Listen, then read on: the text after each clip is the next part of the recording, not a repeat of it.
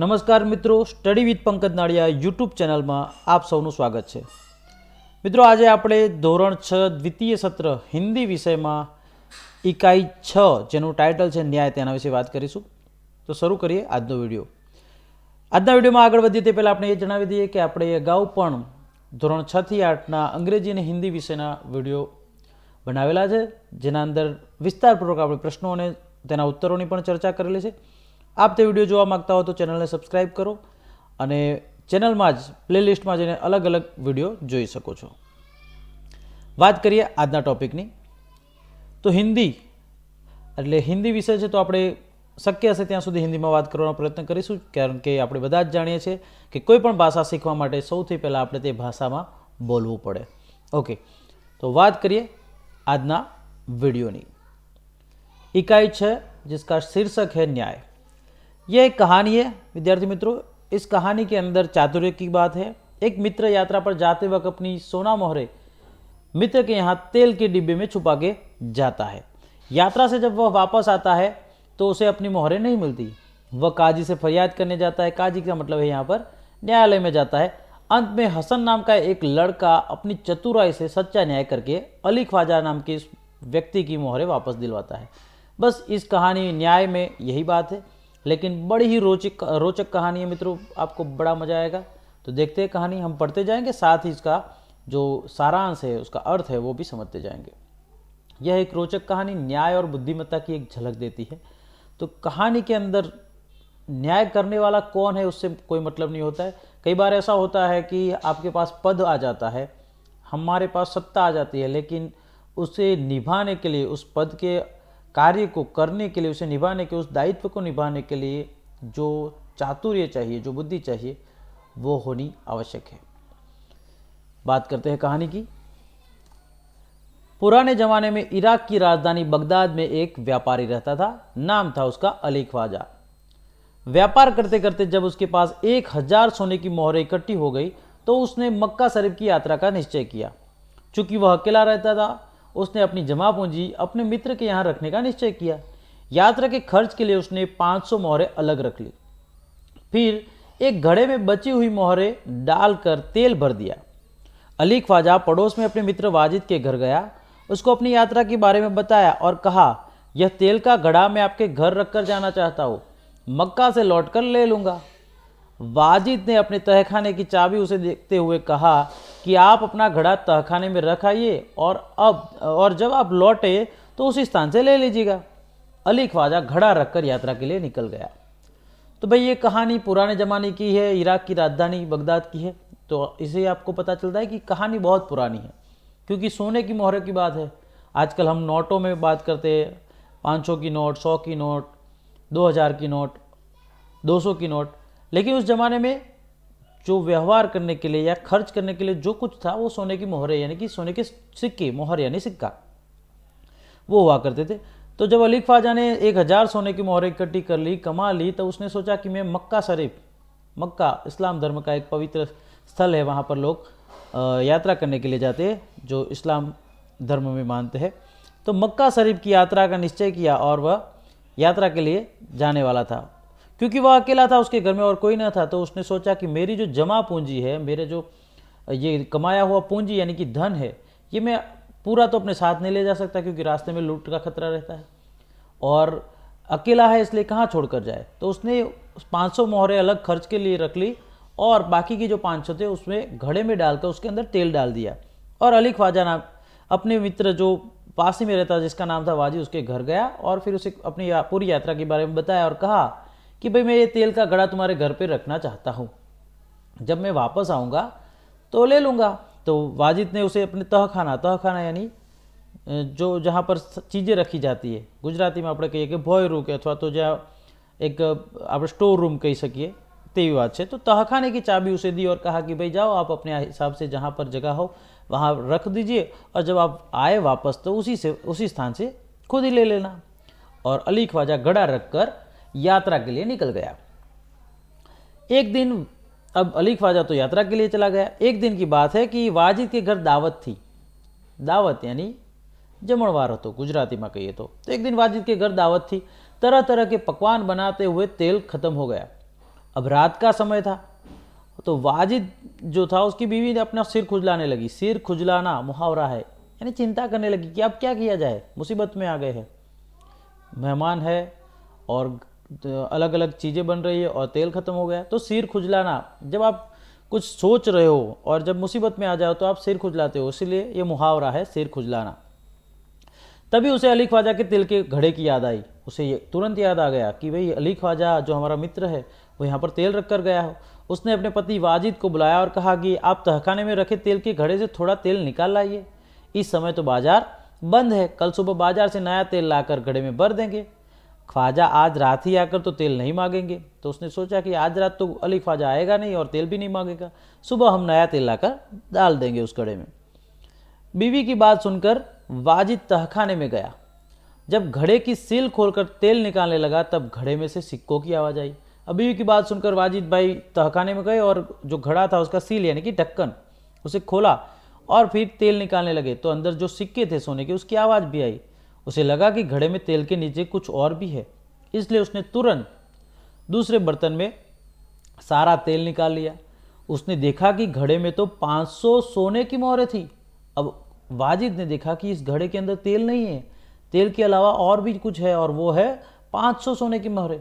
उसने उन मोहरों को अपनी तिजोरी में छिपाकर रख लिया और तेल लाकर बीवी को दे दिया।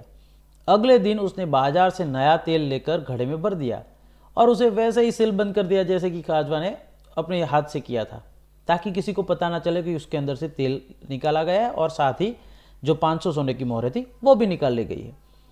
कुछ दिनों के बाद ख्वाजा मक्का की यात्रा से वापस आ गया।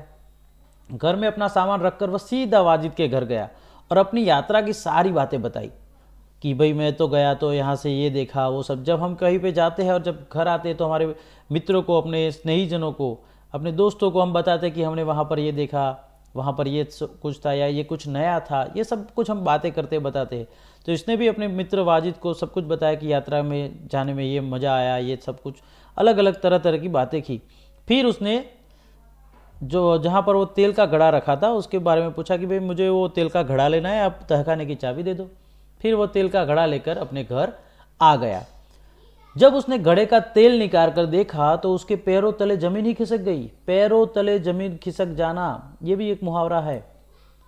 पैरों तले जमीन ही खिसक गई अर्थात कि उसके पांव के नीचे से मानो जमीन खिसक गई। इसका मतलब है आश्चर्यचकित हो जाना या अचंभे में पड़ जाना, कुछ ऐसा हो जाए कि आप हक्का बक्का रह जाए, तो उसे कहते हैं पैरों तले जमीन ही खिसक जाना। वह सिर पकड़ कर बैठ गया। सिर पकड़ना, निराश होना, हताश होना, दुखी होना, क्योंकि घड़े में एक भी सोने की मोहर नहीं थी। वो उसके पैरों तले से जमीन क्यों खिसक गई थी? क्योंकि जिस तेल के घड़े में वह तेल के अलावा 500 सोने की मोहरें रख कर गया था, वे सारे सोने की मोहरें गायब थी। वहां पर एक भी सोने की मोहर नहीं थी। वह सोचने लगा अब क्या किया जाए। वह उल्टे पांव वाजिद के घर गया। उल्टे पांव जाना यानी तुरंत, फटाफट, झड़प से। वह उल्टे पांव वाजिद के घर गया और अपनी मोहरें मांगने लगा और वहां जाकर वो मोहरें मांगने लगा। तो वाजिद ने कहा कि सिलबन तेल का घड़ा आपको उसी स्थान से मिला जहां आप रख कर गए थे, मैंने तो उसे हाथ भी नहीं लगाया, मैं कैसे मान लूँ कि उसके में सोने की मोहरें थी। तो यहाँ पर अली ख्वाजा ने भी एक गलती कर दी थी। उसने जो कहा था कि तेल का घड़ा था और अब उसे तेल का घड़ा तो मिल ही रहा था। उसने तो वाजिद को बताया नहीं था कि अंदर सोने की मोहरें भी है।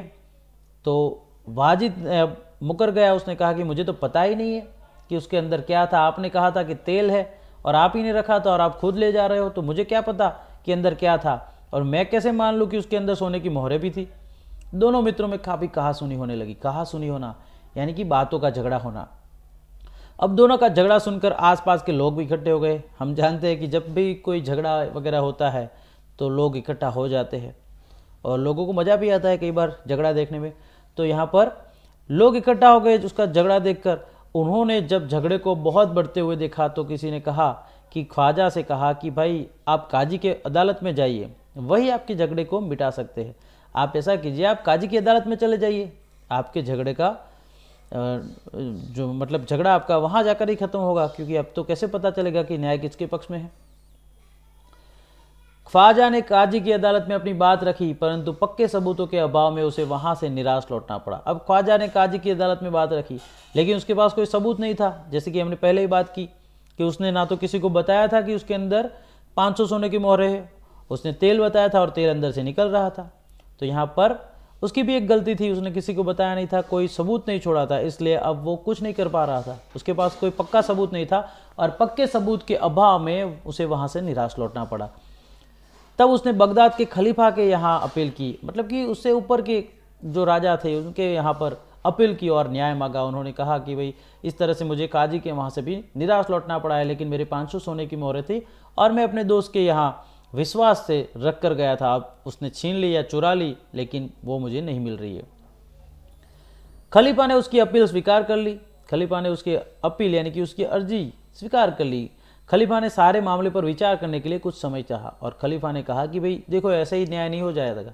पहले तो मैंने तुम्हारी बात सुनी, अब मैं इस पर गौर करूंगा, इस पर ज़्यादा विचार करूंगा, लोगों से राय लूँगा, मशवरा करूंगा और फिर जाके मैं आपको बताऊंगा कि आखिर में कौन व्यक्ति सच बोल रहा है, कौन झूठ बोल रहा है और न्याय किसके पक्ष में है। 1 सप्ताह के बाद का समय सुनवाई के लिए तय किया गया। अब कहा क्या है, आजकल हम मूवी या मतलब सीरियल, टीवी वगैरह आप देखते होंगे तो आपको पता होगा कि अदालत भी एक तारीख देती है कि भाई एक आध महीने के बाद इसकी सुनवाई होगी। तो इस तरह यहाँ पर 1 सप्ताह का समय दिया गया। ख्वाजा और वाजिद का किस्सा अब तो प्रख्यात हो गया था। अब जब बगदाद के खलीफा के यहाँ ये अपील पहुँची तो ये किस्सा बहुत प्रख्यात हो गया, चारों ओर फैल गया। लोगों को पता चला कि भाई इन दोनों मित्रों में ऐसी बात हुई है और झगड़ा हुआ है और कोई भी स्वीकार करने के लिए तैयार नहीं है। हर दोनों यही कह रहे हैं कि हम दोनों सही है। तो अब पता कैसे चले? तो ये पूरा किस्सा जो था अली ख्वाजा और वाजिद का, वो फेमस हो गया, प्रख्यात हो गया। खलीफा एक दिन अपना भेष बदलकर शहर में घूम रहे थे। अब हमें ये भी पता है कि पहले के ज़माने में जो राजा हुआ करते थे, जो खलीफा या कोई भी मतलब कि जो पूरे प्रजा की रक्षा करने वाला हुआ करता था, राजा वगैरह हुआ करते थे, वो अपने नगर के अंदर भेष बदल कर घूमते ताकि लोगों को, सामान्य इंसान को पता चले उनकी तकलीफ़ें क्या है, उनकी मुसीबतें क्या है, वो एक सामान्य नागरिक बनकर वो जान सके, इसलिए वो भेष बदल कर घूमते रहते। तभी तो ऐसे ही ये खलीफा भी एक दिन भेष बदल कर अपने शहर में घूम रहे थे। तभी उन्होंने कुछ लड़कों को न्यायालय का खेल खेलते हुए देखा। तो हम जानते हैं कि बच्चे वही खेलते हैं जो चलता है, मतलब कि यदि आप सीरियल वगैरह देखते हैं, जैसे कि मान लो कि महाभारत या रामायण का सीरियल चलता है, तो बच्चे फिर खेल भी वही खेलते हैं। तो यहाँ पर खलीफा की ये जो न्याय की बातें थी और अली ख्वाजा और वाजिद की जो बात थी, जो चर्चा हुई थी, वो सारे शहर में फैल चुकी थी। तो बच्चे भी यही खेल रहे थे, कुछ लड़के वही न्यायालय का खेल खेल रहे थे। तो उन्होंने देखा कि बच्चे खेल रहे हैं, उनको भी दिलचस्पी, वह छिप कर उनका खेल देखने लगे। उन्हें लगा कि जो लड़का न्यायाधीश बना है बड़ा ही समझदार है, वह जिस तरह से न्याय कर रहा है बिल्कुल ठीक है। इसलिए उन्होंने उस लड़के को अपने पास बुलाया और उसका नाम पूछा। लड़के ने कहा, मेरा नाम हसन है। खलीफा ने कहा, मैंने तुम्हारा खेल देखा, तुम बहुत ही समझदार हो। ऐसा करो, तुम कल हमारे दरबार में आना। अगले दिन खलीफा के दरबार में अली ख्वाजा, वाजिद और हसन उपस्थित हुए। तो दूसरे दिन सुनवाई का दिन था, तो खलीफा को बुलाया गया। जो छोटा लड़का न्यायाधीश बना था उसे बुलाया गया, और जिनका केस था, पूरा मैटर था, अली ख्वाजा और वाजिद, उनको भी बुलाया। खलीफा ने हसन को भी बुलाया और वाजिद को और अली ख्वाजा को भी बुला लिया। खलीफा ने हसन से कहा कि तुम इन दोनों के झगड़े का किस्सा सुनो और बताओ कि इनमें से कौन सच बोल रहा है।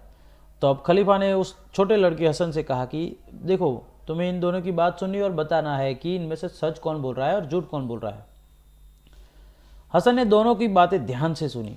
फिर उसने 2 तेलियों को बुलवाने को कहा। फिर उसने कहा कि भाई ऐसा करो, खलीफा से कहा कि भाई एक काम कीजिए, आप 2 तेली को बुला लीजिए। तेली यानी जो तेल की परख करते हैं, उन्हें पता होता है तेल कितना पुराना है, कैसा है, सही है या नहीं, अच्छा है या नहीं वगैरह, तेल के बारे में जो जानते हैं उन्हें तेली कहा जाता है। तो उन्होंने तेलियों को बुलवाने को कहा। थोड़ी देर में 2 तेली आ गए। हसन ने उनसे कहा, आप इस घड़े के तेल की जांच कीजिए और बताइए इस घड़े में तेल कितना पुराना है। तो अब हसन ने उन तेलियों से कहा कि भाई आप दोनों जांच कीजिए और बताइए कि तेल कितना पुराना है। दोनों तेलियों ने बारी बारी से तेल को देखा। पहले तो उन्होंने क्या किया, तेल को देखा, तो तेल का रंग से उन्हें पता चलता है। फिर सूंघा तो हमें तेल की खुशबू आती है, सुगंध आती है, हमें पता चलता है बहुत पुराना हो या बिगड़ गया हो तो उसमें से बदबू आती है। तो तेल को देखा, फिर सूंघा और फिर थोड़ा सा तेल लेकर चखकर भी उन्होंने उसका टेस्ट किया, चखा। फिर अपना निर्णय दिया कि घड़े का तेल 2 महीनों पुराना लगता है, इससे ज़्यादा नहीं। और दोनों तेलियों ने कहा कि भाई घड़े का जो तेल है वो 2 महीने से ज़्यादा पुराना नहीं है, 2 महीने ही पुराना हो सकता है। अब तेलियों की बातें सुनकर वाजिद तो घबरा गया। क्यों घबरा गया भाई वाजिद? तो वाजिद इसलिए घबरा गया क्योंकि वाजिद अब तो उसकी चोरी पकड़ी जाने वाली थी, क्योंकि अली ख्वाजा जो था वो तो कई 6 महीने पहले मक्का की यात्रा पर गया था और तब जाकर वो तेल रख कर गया था, और तेल तो उससे भी पुराना होगा। लेकिन ये तेल तो 2 महीने पुराना था, मतलब कि अली ख्वाजा तो था नहीं, तो तेल किसने बदला? तो वाजिद के घर में पड़ा था, तो वाजिद ही ने बदला। और जब वाजिद ने तेल बदला है, इसका मतलब यही हुआ कि वाजिद ने ही जो 500 सोने की मोहरें थी वो चुराई है। इसीलिए तेलियों की बात सुनकर वाजिद घबरा गया। अली ख्वाजा खुश होकर बोल पड़ा, हजूर मैं तो 6 महीने पहले मक्का की यात्रा करने गया था, तभी मैंने तेल खरीदा था। तेलियों और अली ख्वाजा की बात सुनकर सबको वास्तविकता का ज्ञान हो गया। खलीफा को न्याय के लिए सबूत भी मिल गया था। खलीफा ने हसन को धन्यवाद दिया और वाजिद से कहा कि आपने अली ख्वाजा के घड़े से तेल और मोहरें निकाली है, आप उन्हें वापस कीजिए और चोरी और विश्वासघात के अपराध की सजा भुगतिए। तो वाजिद से उन्होंने कहा कि भाई आपने एक तो घड़े से तेल भी चुराया, मतलब कि बदल दिया, और अंदर रखी सोने की मोहरें भी चुरा ली है। आपने चोरी तो की और साथ ही साथ एक मित्र के विश्वास का घात किया है, यानी कि विश्वासघात किया है। तो इन दोनों अपराधों के लिए आपको सजा मिलेगी। खलीफा ने हसन को बहुत सारा पुरस्कार दिया। खलीफा के दरबार में उपस्थित सभी लोगों ने हसन की सूझबूझ और न्याय की भूरी भूरी प्रशंसा की, यानी बहुत ज़्यादा प्रशंसा की। तो बड़ी ही रोचक कहानी है मित्रों।